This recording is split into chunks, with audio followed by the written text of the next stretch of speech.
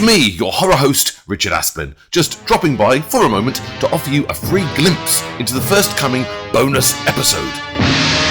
This feature-length tour is a time-travelling spin full of quotes, reenactments, trailers and tribunals, telling the story of how the video-nasty moral panic of the early 80s came about. Key players, key movies, all from the comfort of a time-travelling DeLorean. The full show will be available for subscribers, an exclusive club you can join via Patreon or Apple Podcasts, but to tempt you, here's a little slice. Picture this. It's 1965, England. It's probably raining. Running the country is the Labour Party's pipe-puffing Harold Wilson. Thunderbirds are flying for the first time on TV. Churchill has just died. Round the Horn is camping it up on the radio. Yesterday is in the charts, and Help is at the movies. Dads are reading Ian Fleming, and mums are daring to try Mary Quant's new miniskirts. It's the mid-60s. Think The Knack and How to Get It for the visuals, rather than Austin Powers. While all of this goes on, over a milky cup of tea in Middle England, a 55-year-old woman is simmering and cultivating an idea that will, one day soon, change the face of British horror movies. Yep, pretty much without even upsetting her cuppa. Mary Whitehouse. A name to strike a variety of feelings in a number of folk, depending on who they are. For some, a well-meaning, decent woman wanting the best for her country and countrymen. For others, a prim, uptight, shrieking fusspot busybody who longs for the Victorian age when there were skirts on the piano legs and side whiskers on every gentleman.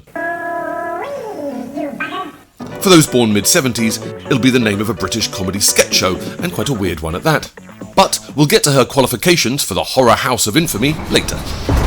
In 1965, Mary is at her kitchen table, pen in one hand, rich tea biscuit in the other, about to up the ante on her cause to clean up the television of the United Kingdom. Too much sex, too much swearing, too much idleness, too much of anything that isn't wholesome, Enid Blyton-y Christian fare.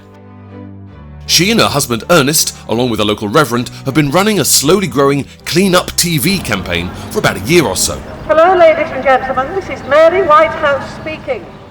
Nipping at the heels of the then director of the BBC, Hugh Green, Whitehouse and her 500,000 petition signatories were falling into action as they saw the era's broadcasting, in their words, as the propaganda of disbelief, doubt and dirt, promiscuity, infidelity and drinking. In place of this, they argued, the BBC's activities should encourage and sustain faith in God and bring Him back to the hearts of our family and national life. You get the idea. We join Whitehouse and her biscuits here as she and her pals are about to go pro. More official, more officious than just harmless petitions and letter writing about standards. She's about to launch the National Viewers and Listeners Association, the Premier League of complainers, as opposed to the softer third division she'd been kicking around with till then.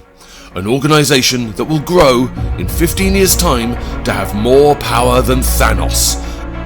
And sadly, the same amount of confusion about how best to use it. She's brought in Christian activist Charles Oakley to act as their vice president, and the organisation has started to go toe to slingback with filmmakers, producers, playwrights and broadcasters to remove the bad influence she felt radio and television was having on the country's moral fibre. Now, Whitehouse and her NVLA activists were more than just neighbourhood busybodies. It is alleged that her group's persistent and prickly letters that bombarded Harold Wilson and his government in the 60s caused all sorts of political hot potatoes, certainly hotter than any of the sex she'd permit on television.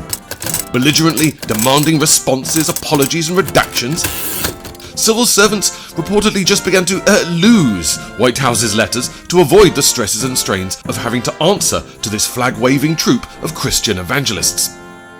Popping up on news items and daytime TV, Whitehouse's bespectacled face became a regular feature on the BBC as she moaned and mooed and spoil-sported everything over the next few years that she and her association felt, well, if you enjoyed that, the full episode is available via subscription at Patreon or Apple Podcasts.